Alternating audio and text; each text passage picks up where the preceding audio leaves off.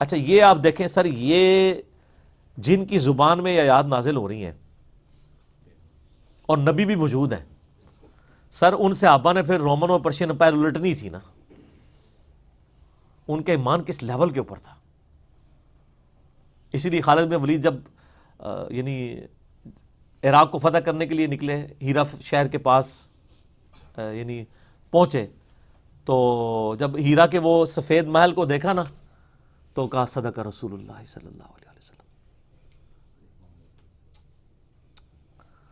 نبی علیہ السلام نے سچ فرمایا تھا.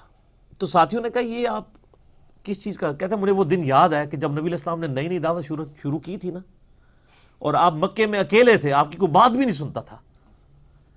تو میں ایک دفعہ حضور کے پاس سے گزرا تھا تو آپ نے فرمایا کہ اللہ تعالیٰ ان قریب رومن اور پرشین امپائر کو میرے قدموں میں ڈال دے گا، اور اللہ کی قسم میں یہاں پہ کھڑا ہوا وہ سفید ہیرا کا محل بھی دیکھ رہا ہوں کہ میرے امتی وہاں تک پہنچیں گے. اور وہ خالد ابن ولید جو 19 سال کے بعد مسلمان ہوئے اور وہی وہاں پہ پہنچے. اور جب لکھا کرتے تھے نا خط یہ مخالفین کو، تو کہتے تھے میں وہ فوج لے کے آیا ہوں کہ جتنا تم اپنی زندگی سے محبت کرتے ہو نا، اس سے زیادہ وہ اپنی موت کو محبوب رکھتے ہیں.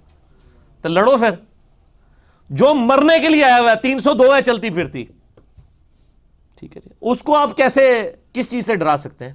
جو کہ مرنے کے بعد مجھے جنت ملنی ہے، میں نے کرنی آج ہی مرنا ہے. سر اس کے سامنے رومن اور پرشین امپائر کا اسلحہ، ان کی ریزروڈ آرمیز کیسے، آپ دیکھیں ان کے پاس تو کچھ بھی نہیں تھا، انہوں نے تو انہی سے ہی اسلحہ چھین کے، انہی سے منجنیقیں چھین کے انہی کو الٹ کے رکھ دیا. بنو تمیم نے جنگ قادسیہ کے اندر یعنی ہاتھی جب لے کے آگے تو عرب کے گھوڑوں نے تو ہاتھی دیکھے نہیں ہوئے تھے، تو یہ مسلمانوں کے گھوڑے جو ہیں بھاگ گئے. بنو تمیم پیدل ہاتھیوں کے اوپر چڑھ کے انہوں نے ہاتھیوں کو گرایا.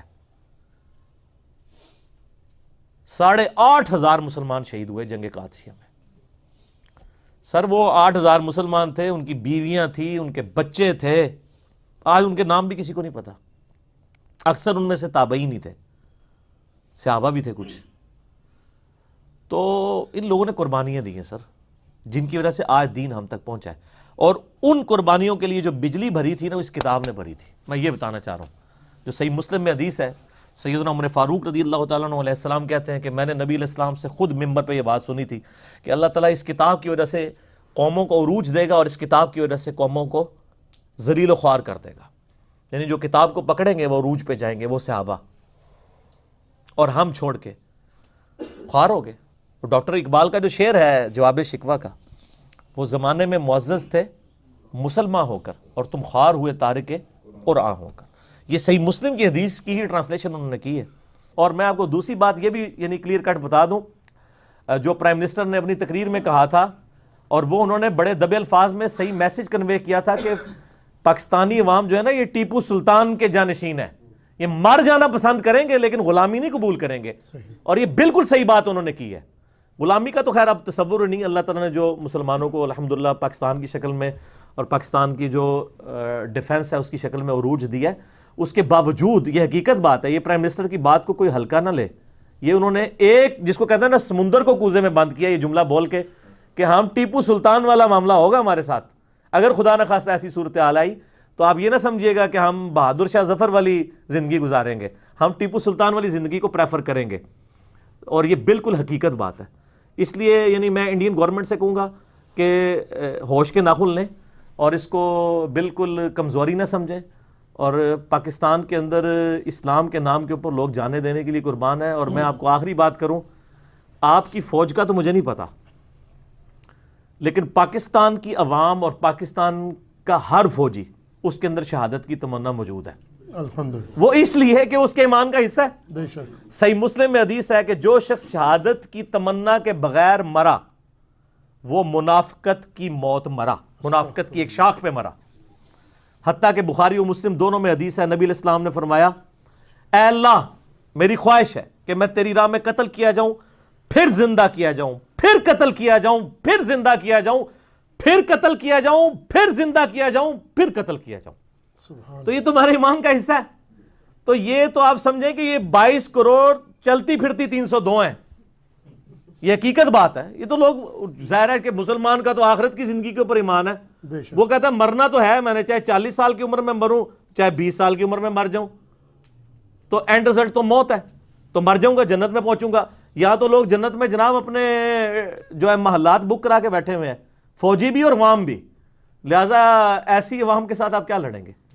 اور آپ اگر پاکستان میں آ کے انالیسس کر رہے ہیں تو آپ کو یہ چیز پتہ چل جائے گی. میں تو یہاں بیٹھا ہوا ہوں نا, میں آپ کو ریئلٹی بتا رہا ہوں. یہ تو ہمارا میڈیا ایسے لوگوں کو کی چیزوں کو اس طرح پروموٹ نہیں کر رہا ہوتا جان بوجھ کے تاکہ امن کی صورتحال رہے. ادروائز انڈین میڈیا تو مقابلہ ہی نہیں کر سکتا جتنے ادھر جذباتی لوگ بیٹھے ہوئے ہیں. اور آپ اسلام کی ہسٹری بھی اٹھا کے دیکھ لیں, رومن اور پرشین امپائر جو الٹی ہیں, مٹھی بھر مسلمانوں نے سپر پاورز کو الٹا ہے. کس بنیاد کے اوپر؟ ہاں, ایمان کی بنیاد پہ. صحابہ کرام جب بھی کسی قوم پہ حملہ کرتے تھے ان کو خط لکھتے تھے کہ ہم وہ فوج لے کے آ رہے ہیں کہ تمہیں جتنی اپنی زندگی سے محبت ہے اس سے زیادہ وہ موت سے محبت کرتے ہیں. تو سر جو ایسے لوگ ہوں جو موت سے اگلوں کی زندگی سے بڑھ کے محبت کرتے ہوں, تو سر ان کو پھر کون لوگ شکست دے سکتے ہیں؟ اسی لیے دیکھیں نہ ان کے پاس اسلحہ زیادہ تھا, نہ مین پاور زیادہ تھی.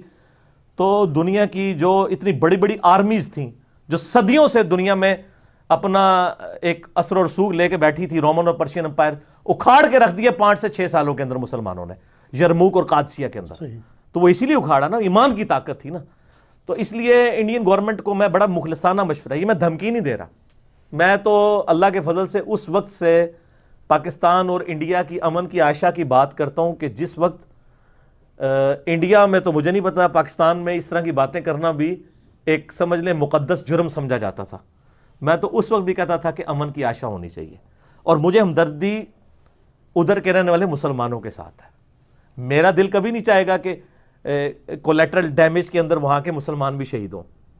میرے لیے وہ اتنے امپورٹنٹ ہیں جتنے یہاں کے مسلمان ہیں. ٹھیک ہے, میں تو ان کے لیے بھی دعا کرتا ہوں, اپنے لیے بھی دعا کرتا ہوں. تو ادھر کے مسلمانوں کو چاہیے وہ ادھر کے مسلمانوں کے لیے دعا کریں, کشمیر کے مسلمانوں کے لیے دعا کریں. صحیح مسلم میں حدیث ہے, نبی علیہ السلام نے فرمایا جب کوئی شخص اپنے بھائی کی غیر موجودگی میں اس کے لیے دعا کرتا ہے, اللہ ایک فرشتہ اس کے ساتھ اٹیچ کرتا ہے, جو جب وہ دعائیں سنتا ہے تو کہتا ہے, وہ آمین بھی کہتا ہے اور کہتا ہے اے اللہ یہ ساری دعائیں اس بندے کے حق میں بھی قبول کر جو اپنے بھائی کے لیے دعا کر رہا ہے, جو بھائی اس کے سامنے موجود ہی نہیں ہے. تو اگر ہم اپنے انڈیا میں رہنے والے بھائیوں کے لیے یا کشمیر میں مظلومین کے لیے دعا کرتے ہیں, ان دعاؤں کا حصہ ہمیں بھی ملے گا, اور وہاں کے لوگ یہاں کے لیے کرتے ہیں تو ان دعاؤں کا حصہ انہیں بھی ملے گا. باقی جو ہے نا ایسے شریر لوگ جو دونوں طرف پہ موجود ہیں, نہ میڈیا کو ان کو اوپر لانا چاہیے. پاکستان کے میڈیا نے تو ابھی ذمہ داری کا ثبوت دیا, کسی ایسے بندے کی کوئی سٹیٹمنٹ آپ, میں یہ چیلنج ہے کہ کسی ہمارے پرائیویٹ چینل کے اوپر, نہ جیو کے اوپر, نہ ARY کے اوپر, نہ دنیا ٹی وی پہ, نہ سما کے اوپر آپ کو, نہ دن ٹی وی کے اوپر کہیں پہ نظر نہیں آئے گی, بلکہ پازیٹیو گفتگو نظر آئے گی.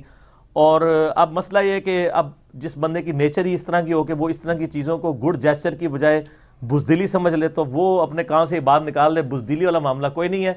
یہاں کی 22 کروڑ عوام جو ہے نا وہ مرنے کے لیے تیار ہے. وہ کہتے ہیں چلو ہماری دنیا نہیں سوری, آخرت تو سمر جائے نا ہمیشہ کی زندگی, تو تیار بیٹھے ہوئے ہیں. تو یہ بالکل دماغ میں نہ رکھیں کہ یہ بزدلی ہے, یہ حکمرانوں کی حکمت عملی ہے کہ وہ ادھر تک, ورنہ اگر یہ عوام پہ بات ہو نا تو جس طرح پرائم منسٹر نے کہا تھا کہ جنگ شروع ہوگی تو پھر میرے قابو میں بھی نہیں رہے گی. یہ حقیقت بات ہے. صحیح.